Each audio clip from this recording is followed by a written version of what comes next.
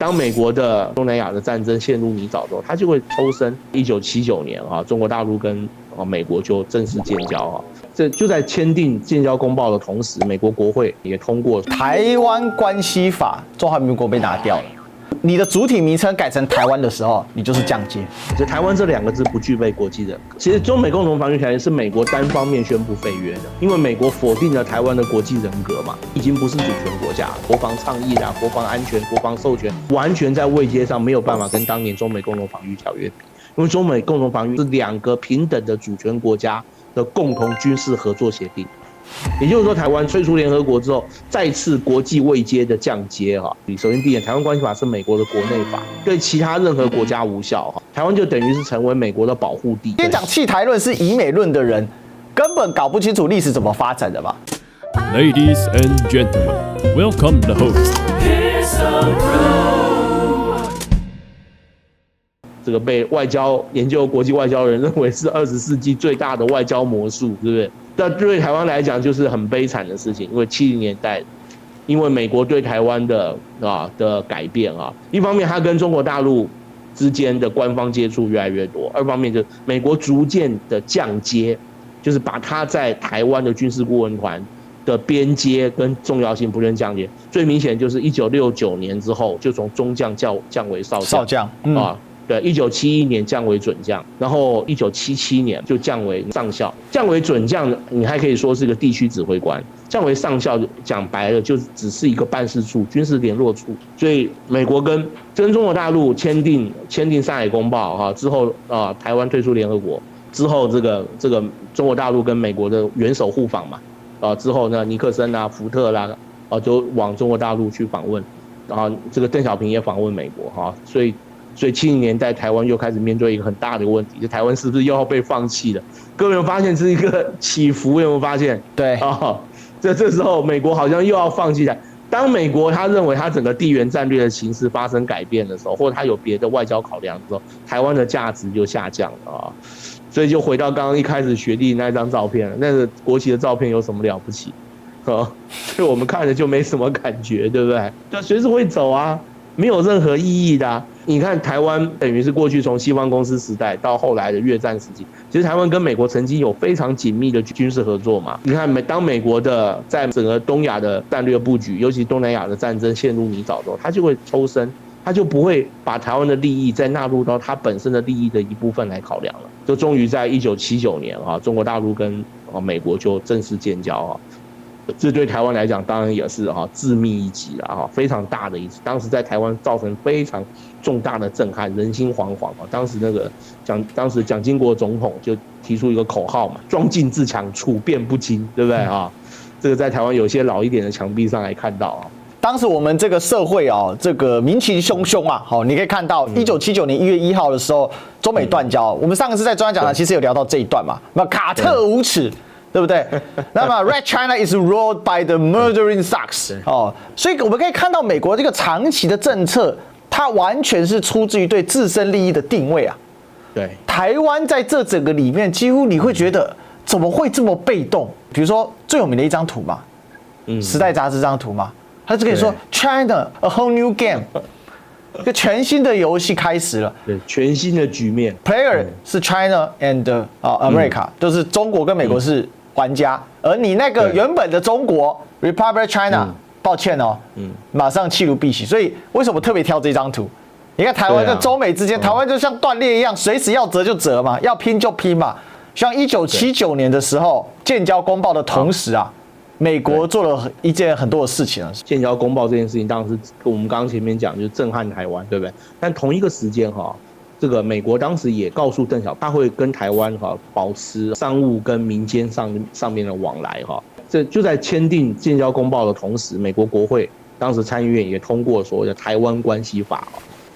我们要注意一件事，台湾关系法今天被台湾的历任的领导人，不论是国民党也好，或者是民党也好，常常挂在嘴巴上讲，对不对？那我们有两件事要注意。首先，第一点，台湾关系法是美国的国内法，台湾关系法里面规范美国跟台湾之间有经济学术、文化、体育的交流，甚至台湾关系法甚至规定到细到什么程度，细到连美国政府要发奖学金给台湾学生这一点都规定了，已经到这种地步了但是这是一部美国的国内法，也就是说，台湾退出联合国之后，再次国际位阶的降阶哈，台湾就等于是成为美国的保护地啊。就美国的法律来说，请注意一件事哦，台湾关系法是美国的国内法，全世界没有第二个国家承认台湾关系法，所以台湾关系法只对美国有效，对其他任何国家无效哈。这第一个我们要注意。第二个是什么？台湾关系法其实讲了很多什么经济啦、文化啦等等这些交流，其实都不是重点啊。重点是台湾关系法有一条叫做 Provide Defense Weapon， 美国提供防御性武器给台湾。其实现在的台美关系很重要的一个核心就是军售关系。如果撇除掉军售关系的话，台湾跟美国之间就已经没有什么太重大的一个实质关系了哈。不过各位有一点我们要知道，这个台湾关系法签订之后，这个1979年到1994年左右哈，这差不多15年时间，也是台湾在战后历史上经济成长最快的时候。我们知道1980年台湾完成10大建设对，然后整个台湾经济开始飞快起飞。1980年同一年，台湾建立新竹科学园区另外台湾的这个台湾的不但经济持续发展，产业还不断的升级哈。所以台湾关系法这个就是跟台湾断交，台湾关系法签订之后，当时我可以告诉你，当时全世界的舆论，包括连日本的读卖新闻都有专栏在讲什么呢？就是美国即将放弃台湾。当时所有全世界都认为美国就不要台湾了，因为当时美国答应中国大陆的建交的3个条件嘛。首先第一个跟台湾断交、废约、撤军。断交就要从台北撤销大使馆，废约就是中美共同防御条约要废除另外就是我们刚才讲撤军，就是在台湾所有美国军人要撤退。所以当时全世界都认为说美国应该要放弃台湾了那80年代的时候，当台湾最危险的时候，那是为什么美国没有放弃台湾呢？除了我们刚刚讲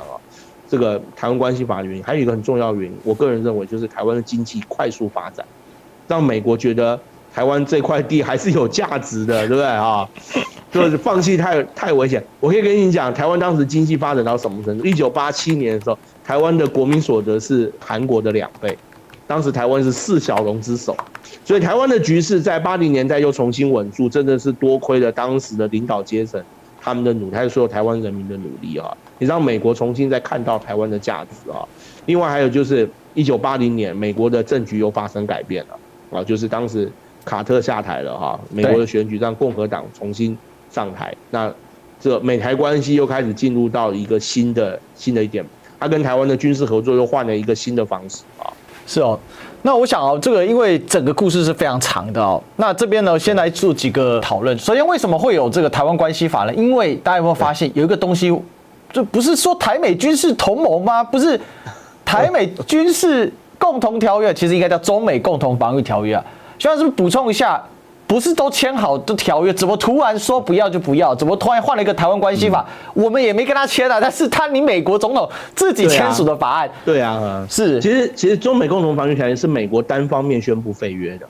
这个是没有错，学弟讲的没有错，是美国因为美国否定了台湾的国际人格嘛，就是你已经不是主权国家了。是我跟你讲，中美共同防御条约，今天所有所谓的这么多年来，所谓的美国对台湾什么国防倡议啦、国防安全、国防授权等等。完全在位阶上没有办法跟当年中美共同防御条约比，因为中美共同防御，你看防御条约的内容是2个平等的主权国家的共同军事合作协定。当时美国跟很多他的盟邦都签有防御条约最有名的美日安保条约、美韩共同防御条约当时有美越共同防御条约，对越南那这个欧洲的北约我们就更不用说了因为当时还有美澳纽公约在南太平洋。跟他的大家都想要组一个 ABCD 包围网，对，差不多就这个意思就围堵在中国大陆、在亚洲大陆上的共产党势力嘛。对，另外就是支持美国在东南亚进行所谓的反攻战争嘛。简单讲就是这样。那对当时的国民政府也是想要2面用力嘛，一方面是利用美国的力量来壮大保护自己，二方面也是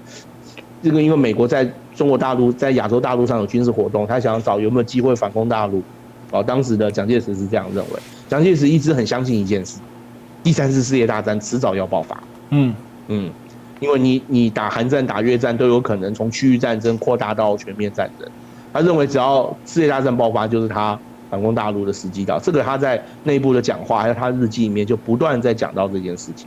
当然最后的局势并没有像他想到这样。不过我们还是不要否定这段时间美国跟台湾的军事合作，我们还是要讲点正面的。就这段时间的确是保障了台湾的安全，的确提供了台湾非常多的武器装备，也的的确确让台湾曾经建立了相当可观的军事力量。我告诉各位，1960年代的时候，台湾